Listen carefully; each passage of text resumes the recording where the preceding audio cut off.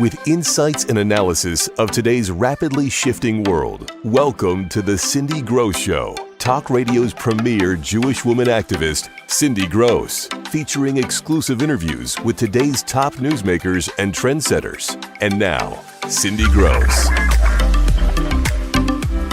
Hello and welcome once again to the Cindy Grosz Show. I am your host, Cindy Grosz, talk radio's premier Jewish woman activist. I want to thank you for joining me. I am so excited to have you here. We have a huge show tonight. It's a little bit different than the usual show, but it's going to be just as fun and just as informative. So welcome into my corner and join me in my opening pearls of wisdom. To America's premier Jewish woman activist, Cindy Grosz. Welcome back and get ready for more of Cindy's exclusive insights and analysis right here on the Cindy Grosz Show. Joining us now is David Serero. You know him as an opera singer, an actor, producer, director, a very proud Jewish American who is joining us to discuss a couple of his latest projects. And one is a new film that is debuting in New York, but as with everything else he does, because they always get such great reviews, you will be able to see it across the nation. David, thank you for joining the Cindy Grosz Show. Cindy, it's an honor to be with you. I admire you so much. I love what you do. And it's really an honor for me to be on your show today. I really wanted to be part of it. So thank you for the opportunity.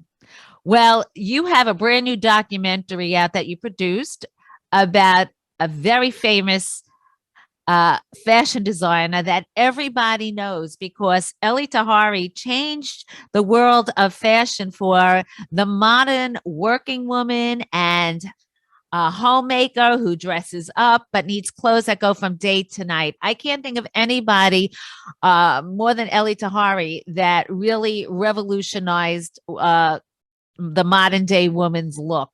So tell us a little bit about the documentary.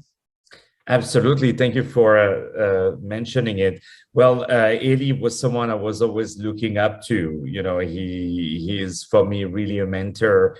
And I met him at the New York Sephardic Film Festival, which I produce every year now for almost like 7 years, I believe. And then I met him and we offered him an award and became friends with him. And then COVID started. So I didn't have any more of my shows and all my theatrical productions. And I was like, okay, let me start to do movies and documentaries and things like that. And I reached out to him and I said, look, I want to write, direct, and produce a documentary about you.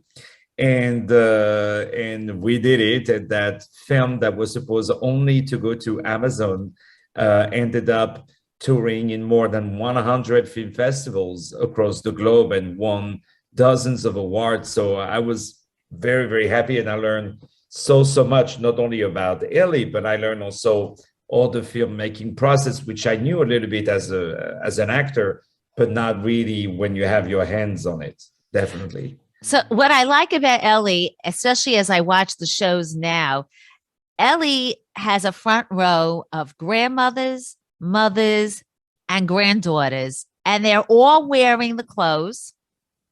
They're mix and matching pieces from previous collections to latest collections, and they look just as stylish, some of them, from years ago today, even maybe more stylish.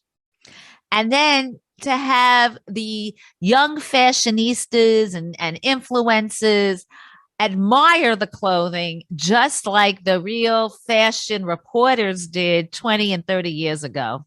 So it's amazing. Tell us a little bit about some of your other projects, because COVID did not stop you, and you are coming to the live theater of New York. And I'm so excited. I can't wait to be there opening night. Tell us about your big project for Broadway. Oh, please, my dear Cindy. And I want you at the first row, as always. You know, really, it's really, this musical is very special for me. It's first of all, it's the first musical I'm bringing since COVID started, because I was doing another musical, which I had to cancel. It was on March 13th, the day of the lockdown, and I had to cancel it 2 hours before the very first performance. So I tried to bring it back, and every time there is something new, and I was like, okay, whenever it's a good time, I will bring it. But then this one is very special. It's called The Ten Commandments, the musical. So this was the biggest musical of France ever written. It brought more than 3 million audience member, and it toured in Italy, played in Asia. It was a massive success in France. Everybody knows the songs, etc. So it was always my dream to bring that musical to America, to bring it to New York. And so I did the adaptation in English, and also I Americanized it because it was very French. There was no really dialogues in between. It was songs after songs, a musical tableau, we call it. And then, so I with Elie Tahari, the guy who originally conceived the show, I wrote dialogues in between. He wrote dialogues in between, which are of course adapted, rearranged, etc. And I'm so honored because I'm going to play Moises, so it's quite great, and it tells really the story of the Ten Commandments with beautiful music, but the genius of Pascal Obispo, the composer who is the #1 composer of France, Lionel Florence, Patrice Guéraud, who are the original French authors, is that they made it very human. The mother Jochebed, when she abandons her child, they didn't make it like too biblical. They made it really a story of humans, and it's a musical for everyone, and you don't have to be Jewish to like the music and to like the story. And it's really the premiere. And there was another musical called The Ten Commandments, but it has nothing to do with ours. It was played in 2006 in LA. It has nothing to do with the one I'm doing. That's really the original that we're doing. And it's certainly timely now because it's the season that the Ten Commandments is going to be on TV and everybody is going to watch. And of course, in these times, people are looking to religion. They are looking towards the Ten Commandments as Judeo-Christian values are being discussed and rallied for around the world in this time of crisis. So it's so timely that people, especially of faith, so many of our listeners are such supporters of Judeo-Christian values that will support this and go see this because they understand just how important the Ten Commandments are. Oh, yeah. Tell us. I'm sorry, go ahead. Oh, sorry. No, I just wanted to tell you, I didn't mean to interrupt you, my dear Cindy, sorry. It was also the first time I realized really the word Passover, what it meant. And then I found out that it was the first male born sent, of Egypt, and it was passing over. So, just to tell you that even as a Jew, I learned a lot about that story. And also, it brought that thing. There is that beautiful moment called Brother, when he says goodbye to his brother, and it shows like also what have we love each other. That's really what it is. It ends with this beautiful song called The Will to Love, L'Envie d'Aimer, which is, I think, the top 5 most played song in French history. And it's really about loving each other. That's really also what it is, this message. What a perfect message. Before we go, we want to learn a little bit about your background. Tell us a little bit about you in the last couple of minutes we have. Dear. Well, I was born in Paris, as you can hear with my accent, and my father is Moroccan. They're both Jewish, but my dad is Moroccan. He's grandfather. So my great-grandfather, he was the chief rabbi of Morocco. So he came from like a big family of rabbis, not wealthy family in any ways, but like of rabbis. And my mother is Persian. And what's very interesting is that she was also at Mabarot, the refugee camp in Israel, at the same time than Elie Tahari.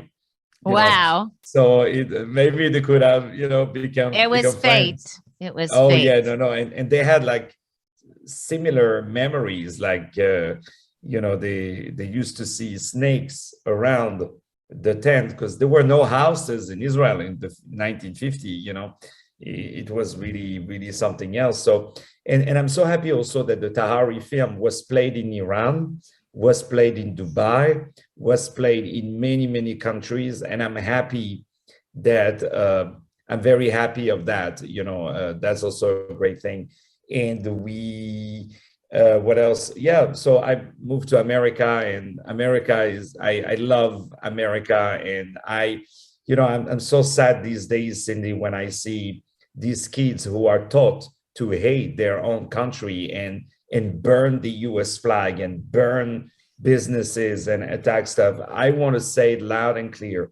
I love this country. I kiss the US flag. I kiss the veterans.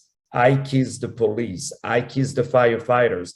I kiss the military. I kiss the sheriff. Even though we all get a speeding or parking ticket, it doesn't mean that's right. These people are here for you. Projects. Tell us where our audience can reach out to you, where they can find out more about the film, because I know that it is going around touring again, and of course the new musical. Of course, my dear. Thank you again. I appreciate that. So you can find everything on my website, which is davidserero.com. You can just Google me, Serero, S as in Sam, ERERO. And the musical is very easy, the 10 Commandments, the musical.com. We made it very, very easy. And yeah, Cindy, you're going to be there, and I'm going to perform with all my heart for you. And I will look at you in the audience and I would say, that's a woman that I really admire, and I want to make her proud. Yeah, but indeed for that. And we're going to have exclusives through my YouTube channel behind, backstage, before and after, with the other actors and people who work on the show, and of course the A-list crowd that's going to be there. So we look forward to sharing it with our audience. And David Serero, thank you so much for being a part of the Cindy Grosz Show. Thank you, my dear. It was really an honor. Thank you for the opportunity. Stick around for more of exclusive interviews and news analysis. Cindy will be right back after these important messages.